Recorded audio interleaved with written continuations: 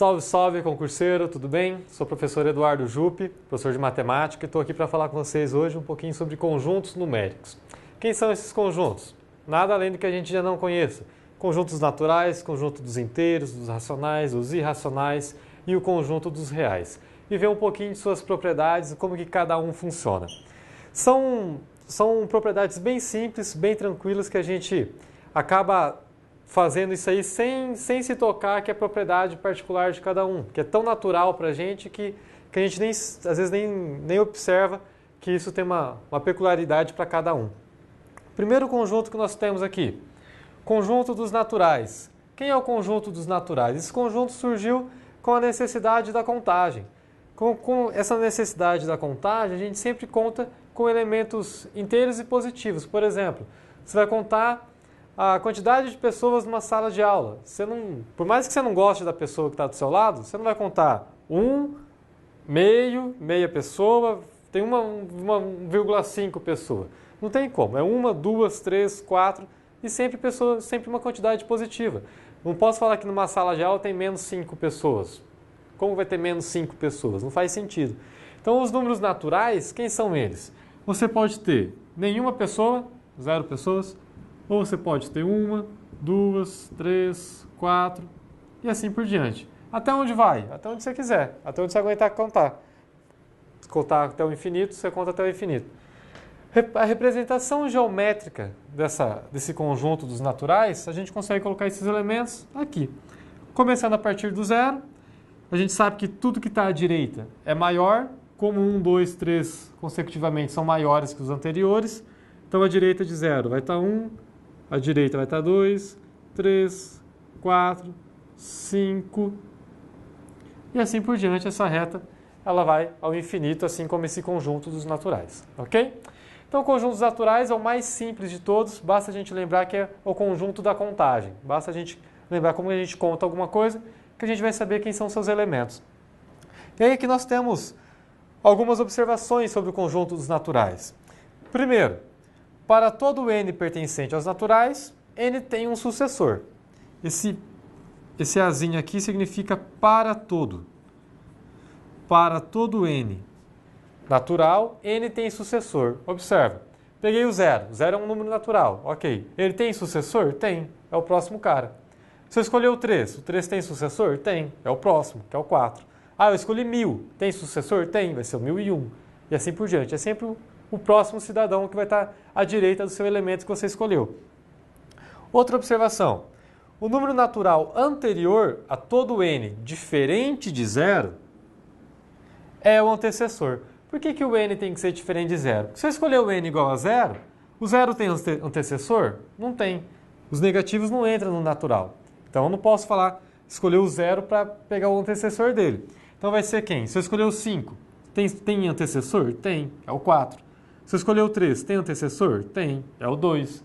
Se você escolher o 1000, tem antecessor? Tem. É o 999. E assim por diante.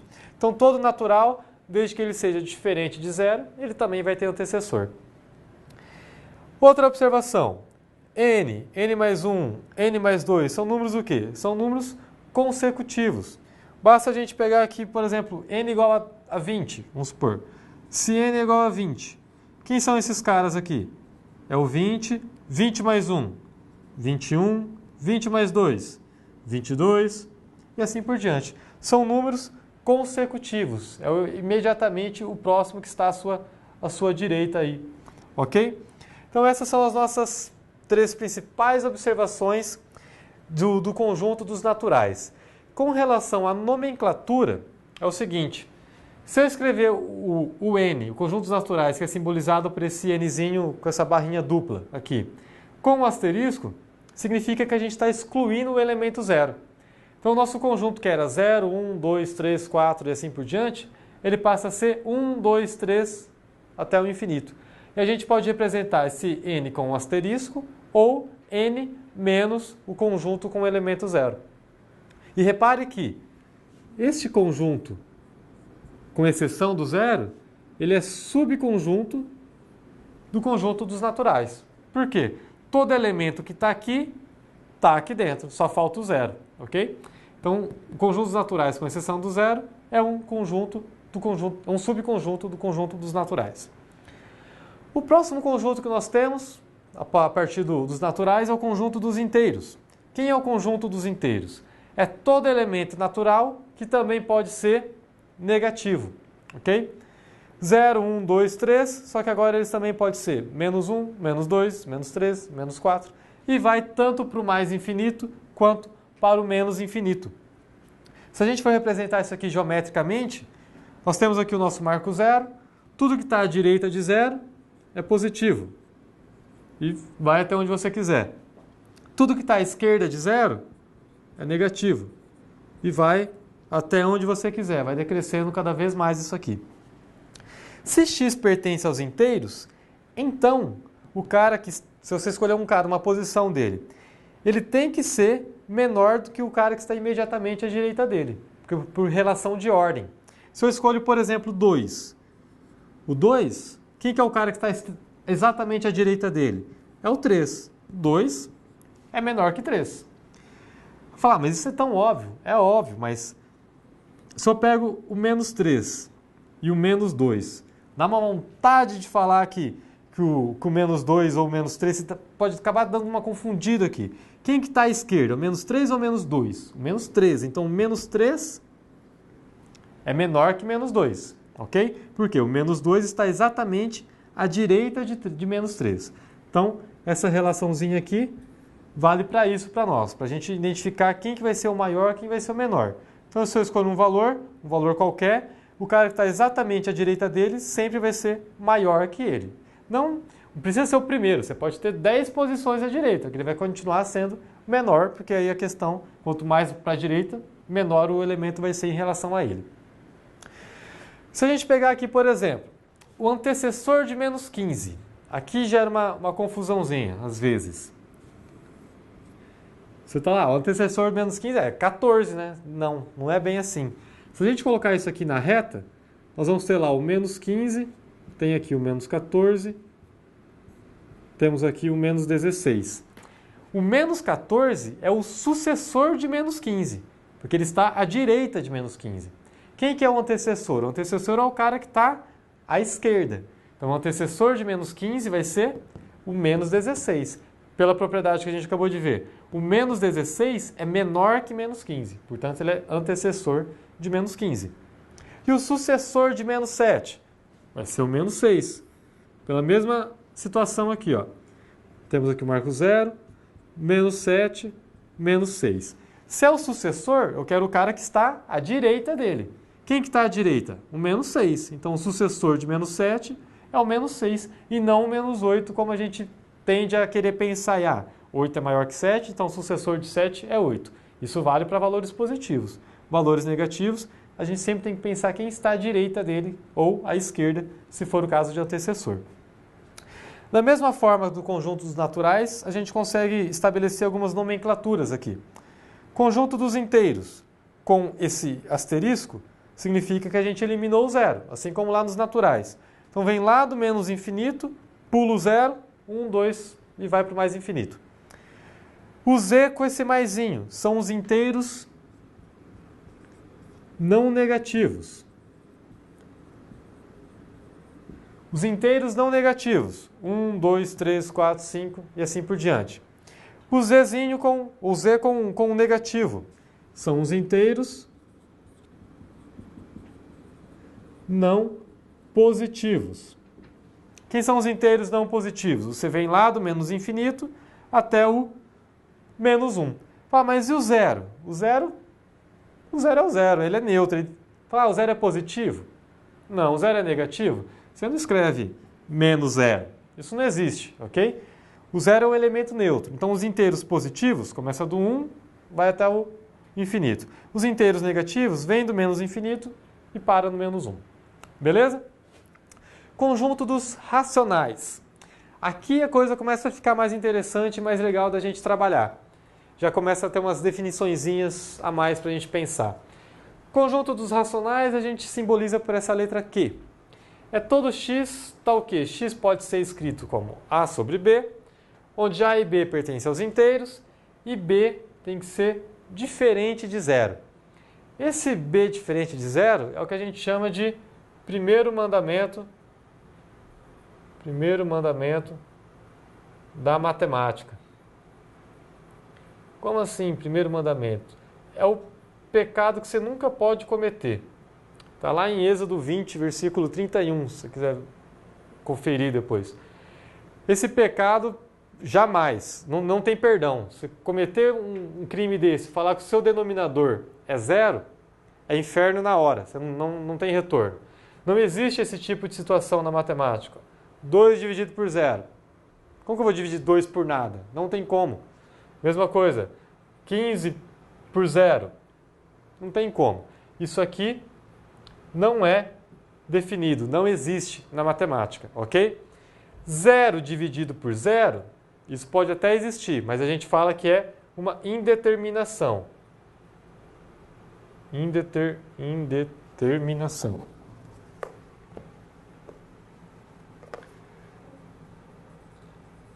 Indeterminação. E além dessa condição, conjunto dos racionais é todo número que a gente consegue escrever como fração. 0,4444. O que é isso aqui? Isso aqui é uma dízima periódica. Conjunto dos racionais também é conhecido como conjunto que possui as dízimas periódicas. Por quê? Porque a gente consegue escrever essa dízima como uma fração. A gente consegue encontrar quem é essa fração geratriz. 0,25. A gente consegue escrever ele como uma fração. Menos 9 meios. É mesma coisa que menos 9 sobre 2, que é igual a 9 sobre menos 2. Repare que sempre o meu numerador e denominador são valores inteiros, ok? Por isso que são elementos do conjunto dos racionais. 13%, 13 sobre 100, porque os dois são inteiros, então ele pertence ao conjunto dos racionais.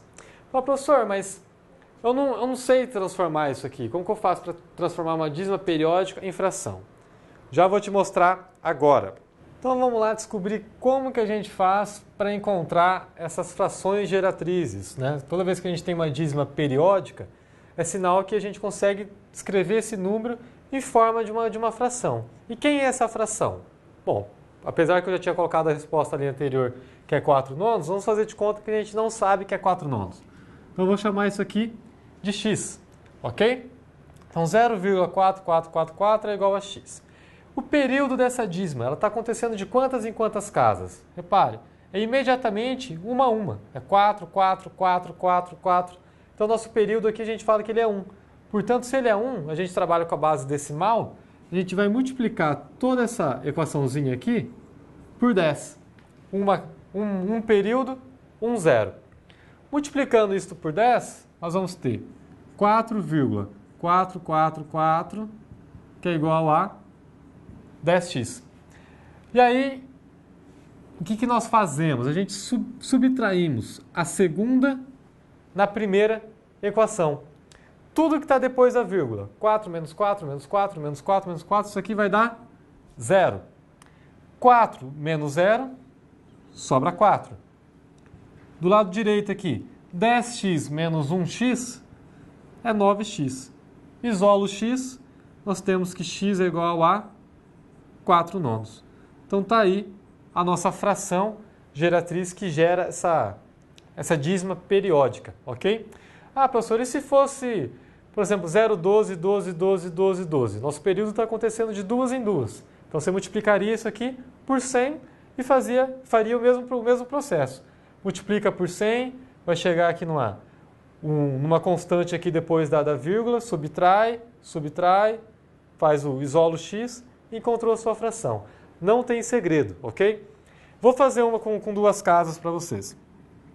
Imagina aqui que a gente tem a dízima 0,23, 23, 23 e assim por diante. Isso aqui é igual a um x, que vai ser a fração desejada aí. O nosso período está indo de 2 em 2. Então vamos multiplicar isso aqui por 100. Multiplicando isso aqui por 100 vai ficar 23, 23, 23, 23 e assim por diante. E aqui vai ficar 100x. Mesmo processo. Subtrai a primeira da segunda. Tudo que está depois da vírgula dá 0. 23 menos 0 é 23. 100 menos 1 é 99. Então, quem que é a nossa fração? É 23 sobre 99. Essa é a nossa fração geratriz aqui, ok? Então, aqui nós temos dois exemplos de geratrizes, um período, dois períodos. Se tiver três, vamos repetindo. Multiplica por 1.000, 4 por 10.000 e assim por diante. Um outro exemplo que eu quero fazer com você é o seguinte. Quando nós definimos o conjunto dos racionais, a gente colocou como condição que B tem que ser diferente de zero. Quem são os racionais? É todo A sobre B, onde B tem que ser diferente de zero, né? Resumindo a nossa definição aqui. Tá, mas o que acontece se B for igual a zero? Observe. Vamos pensar em dois números. 8 é igual a 15, por exemplo? Pô, claro que não. 8 não é igual a 15. Beleza. Isso é o que você acha. Agora vamos ver o que acontece aqui. 0 é igual a 0? Sim. 0 é igual a 0. Não tem problemas quanto a isso. Mas eu posso escrever isso aqui como 8 menos 8, que é 0, 15 menos 15, que é 0. Não mudei em nada a nossa expressão. Como a gente gosta tem elementos em comum, a gente vai pôr isso aqui em evidência para ficar um pouquinho mais chique. Então isso aqui é 8 que multiplica 1 menos 1, 15 que multiplica 1 menos 1 também. 15 que multiplica 1 menos 1. Ok? Fazendo a propriedade distributiva, a gente volta a ter exatamente o que a gente tinha na linha anterior. Só que como todo matemático, a gente gosta de dar nome para as coisas. Então eu vou chamar 1 menos 1 de x. 1 menos 1 vai ser x. Então isso aqui vai ficar 8x é igual a 15x. O x está multiplicando, passa ele dividindo. Vai ficar 8 igual a 15x dividido por x. X dividido por x, cancela. Nós temos aqui o quê? Que 8 é igual a 15. Porra, professor, mas que negócio é esse? Eu te pergunto, que negócio é esse? Isso aqui pode acontecer? Pode acontecer esse tipo de situação? Nunca. Por que que não pode? Quem que é o meu x? O x a gente definiu ele como 1 menos 1. 1 menos 1 é quanto? É 0. Por isso que o nosso denominador nunca pode ser 0. Se a gente considerar esse cara como 0, a gente chega em absurdos como esse. E em termos de variável, de incógnita, quando depende uma função, uma expressão que a gente tenha, como a gente não conhece o valor, se não fizer a condição de existência, você perde a questão e você nem sabe por que você está errando a questão muitas vezes. Então, muito cuidado. O denominador, indiferente da fração que seja, nunca pode ser 0 para não acontecer esse tipo de situação aqui. Ok? Continuando aqui nos nossos conjuntos, nós temos o conjunto dos irracionais. Se o conjunto dos racionais são as dízimas periódicas, o conjunto dos irracionais são as dízimas não periódicas. Quem são essas dízimas não periódicas? Por exemplo, raiz de 5, 2, 23, 606, 79, 78. Tem algum padrão nisso aqui depois da vírgula? Nenhum padrão. Eu não consigo saber quem que é o próximo número, a não ser que você tenha uma calculadora ou seja uma calculadora para sair calculando aqui quantas casas você queira. Mas não é uma regra, não existe um padrão para esses valores. Mesma coisa no raiz de 6. 2,449489,742 e assim vai, totalmente aleatório. Um outro número irracional muito famoso, o valor de π, 3,141, 592 e também descamba para o infinito isso aqui aleatoriamente. E o número de Euler, esse ezinho aqui é o nosso número de Euler, 2,718, 881, 828 e vai para sei lá para quando, mas totalmente aleatório também. Então essas dízimas não periódicas são os números irracionais, ok? Uma observação importante dentro dos números irracionais é o seguinte: as raízes quadradas dos números naturais que não são quadrados perfeitos são números irracionais. O que é um número quadrado perfeito, primeiro? O número quadrado perfeito são aqueles que possuem raiz quadrada exata. Por exemplo, 0, 1, 4, 9, 16 e assim por diante. Se a gente for calcular as raízes quadradas desses caras, raiz quadrada de 0 é 0, de 1 é 1, 4 é 2, 9 é 3, 16 é 4, depois vai vir um 5 e assim por diante. A gente obtém um resultado o quê? Um resultado natural. Então esses valores pertencem ao conjunto dos naturais. Agora, quem são os quadrados não perfeitos? Que não são quadrados perfeitos. Os quadrados não perfeitos são raiz de 2, raiz de 3, raiz de 5, como já está ali anteriormente, raiz de 6, raiz de 7, raiz de 8, raiz de 10. Todos esses caras são quadrados não perfeitos. Qualquer raiz quadrada de um cidadão desses aqui vai dar um valor irracional.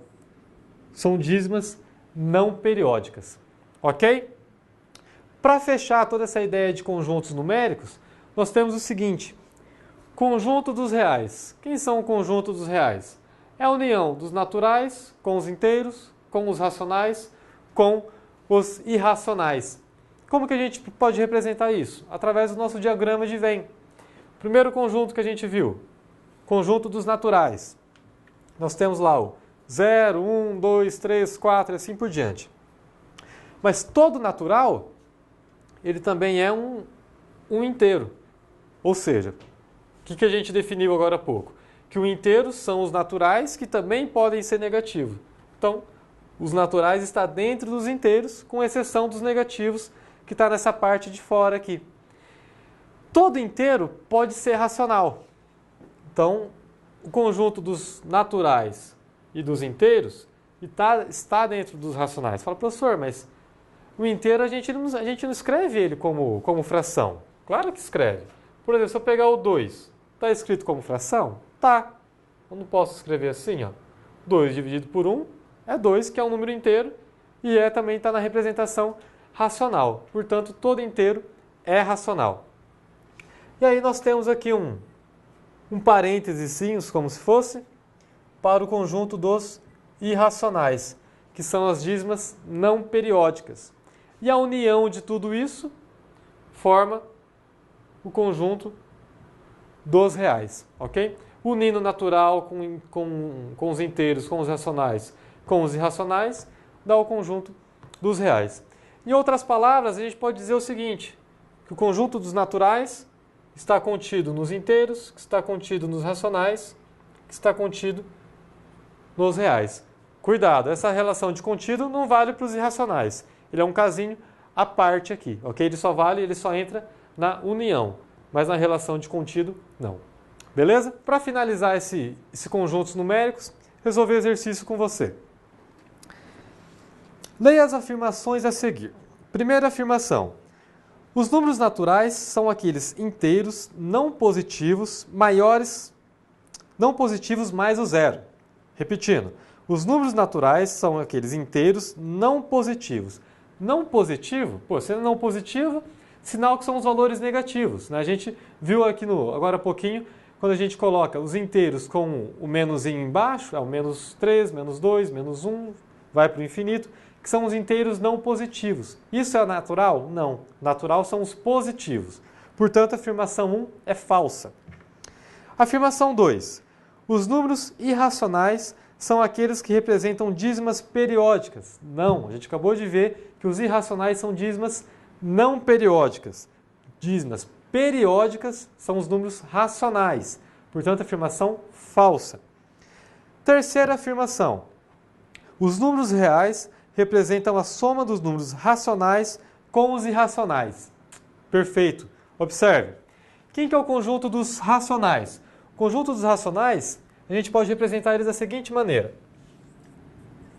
A gente pode dizer que eles os naturais unido com os inteiros. Isso aqui vai gerar os racionais mais as dízimas periódicas. Os reais não é os naturais unido com os inteiros, unido com os racionais, unido com os irracionais?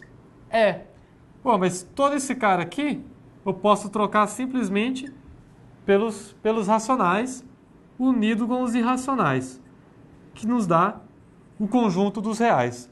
Portanto, a afirmação 3 é verdadeira. E o nosso gabarito fica letra B, somente a assertiva 3 está correta. Ok? Um outro exercício para a gente poder fixar bem essa parte de conjuntos numéricos. Dados os conjuntos A, vou colocar aqui, o conjunto A é igual a todo x pertencente aos reais, tal que 1 é menor ou igual a x menor que 10. Conjunto B é todo x pertencente aos reais, tal que x mais 1 vezes x menos 6 é menor que 0. E o conjunto C é todo z pertencente aos reais, tal que z ao quadrado é igual a 6z. E aí ele quer saber quem que é o conjunto A interseção com o conjunto C união B. Beleza? É isso que nós temos que descobrir aqui. Para resolver esse exercício, a primeira coisa que devemos fazer é o seguinte: descobrir quem são esses elementos, representá-los de preferência em forma de intervalos. Já que eles são reais, a gente vai ter infinitos elementos para todos eles. Então, calcula isso em intervalo. O conjunto A, a gente pode simbolizar isso aqui como intervalo fechado no 1, porque está menor ou igual.